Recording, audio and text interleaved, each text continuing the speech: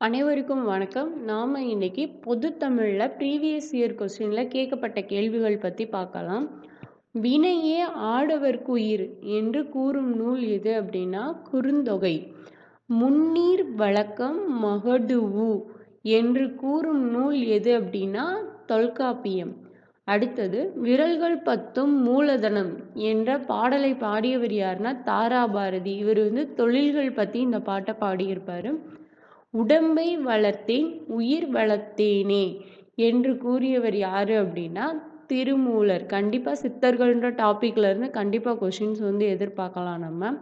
அடுத்தது "புது நெறி கண்ட புலவர்" என அழைக்கப்படுபவர் யாரு அப்படின்னா வள்ளலார் என அழைக்கப்படக்கூடிய ராமலிங்க அடிகள் தான். இவருக்கு இந்த புது நெறி கண்ட புலவர் அப்படின்ற பெயரை வச்சது யாரு அப்படின்னா பாரதியார் தான் இவரை புது நெறி கண்ட புலவர் அப்படின்னு வள்ளலாரை அழைச்சிருப்பாரு.